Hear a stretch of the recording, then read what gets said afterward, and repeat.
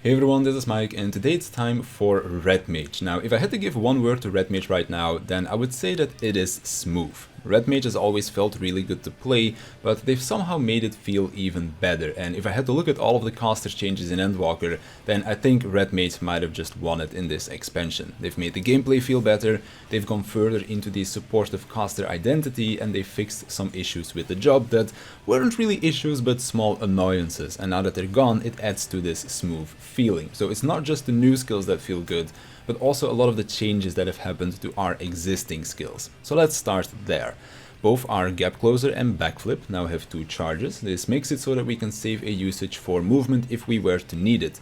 Displacement and Engagement now also have the same potency, so Displacement is only there to either get away from the boss to dodge a mechanic or just to look cool when you don't have other off-global cooldowns to press. This is great because you couldn't always use Displacement on cooldown, be it because you needed to stay close for heals, because there maybe wasn't a lot of room to flip because you might fly off the arena, or just because you had other off-global cooldowns to use as well, because you can't double weave the backflip, so it being purely utility now is great. Acceleration also got changed, it's now basically a better Swift cast. Swift cast on Red Mage we always wanted to use on either Arrow or Thunder, as those are our 2 big skills, so they are the best candidates for the extra instant casts. Now Acceleration is going a step further. It will only be consumed when using Arrow or Thunder, and it will still guarantee you a proc as well. You can also use it on Impact while AoEing, but instead of giving you a proc it will just boost the impact damage. But for single target, this is great for many reasons. One, it's an extra swift cast, and it has 2 charges by the way, so this can take care of some of the mobility issues that Red Mage has, because yes, while Red Mage can move often, it always struggled to move for long periods of time. You had your dual cast and then your swift cast, and that was it. Later they introduced Reprise, but you also don't really want to use that too much because it eats away at your mana gauge that you'd rather use on that strong melee combo. Now however, we can have dual cast, swift cast, and then 2 charges of acceleration, so if you really need a longer period of mobility, then you can save those resources for that.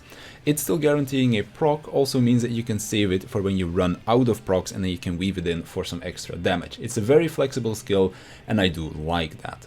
Speaking of flexibility, they made some changes to our mana gauge, so we generate mana slower, but we'll also need less mana for a full melee combo. We now need 50 gauge for a full single target combo, and we need 60 gauge for a full AoE combo, because yes, that is important now. They changed our job gauge to now give a mana stack each time you use a melee ability, and once you get 3 stacks, you gain access to your finishers. So for single target, this doesn't change anything. You get close to your 1, 2, 3 combo, and then you can use your finishers, but for AoE this is a huge change, because you're now getting access to your finishers while AoEing, and it's not just that, they've also made all of your finishers AoE.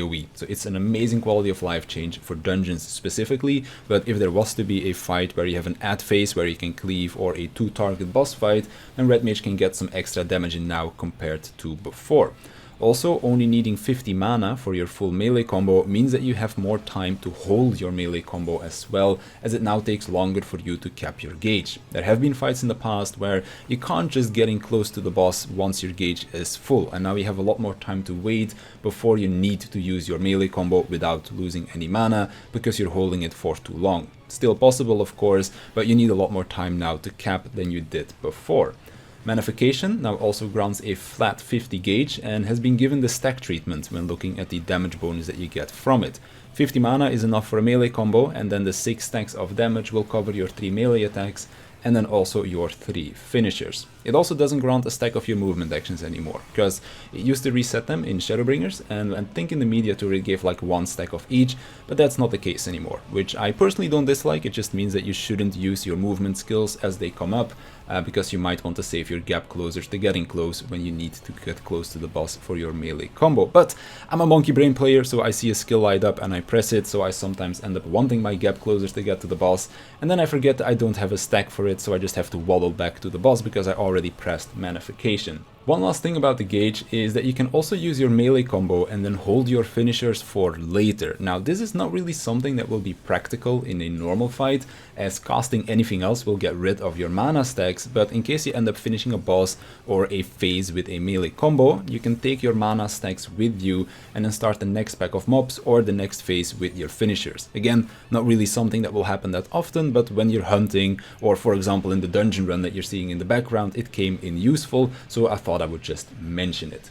Then the last change to pre-Endwalker Red Mage is that Embolden is now finally for everyone. This used to only boost physical damage when looking at our team, which made Red Mage not ideal to take into a dual caster comp, which that has started to see more popularity over the course of Shadowbringers. Now that it boosts all damage types, it means that Red Mage won't feel bad anymore when taking it into a dual caster comp, and now your healers will also benefit from it, of course.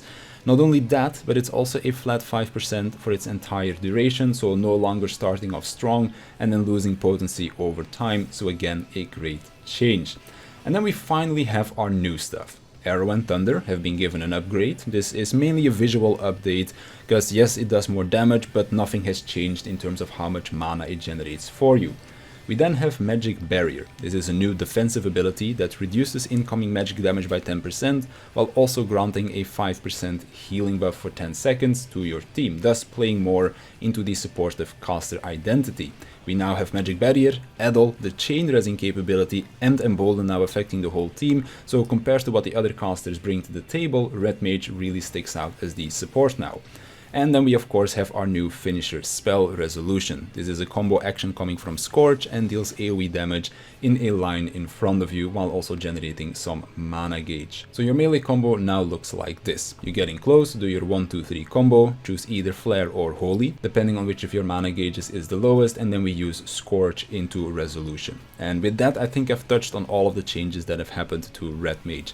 Not a lot of new stuff in terms of going between 80 and 90, but there have been a lot of changes to the pre-Endwalker Red Mage, and I can't say that any of these changes were bad. It feels incredibly good to play, even more so now than it did before, and when going into Party Finder or going for raid progression, I think that Red Mage is just the way to go now, especially for me personally.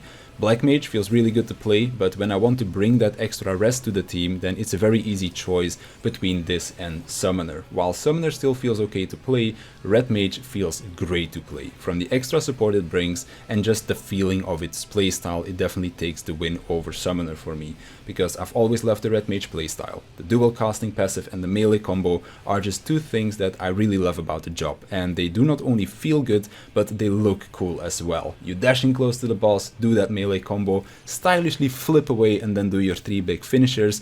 I don't think I'll ever grow bored of that. But I think with that I've said just about everything that I wanted to say today. So I want to thank you for watching, I want to thank my Patreons for their support, and I'll see you in the next one.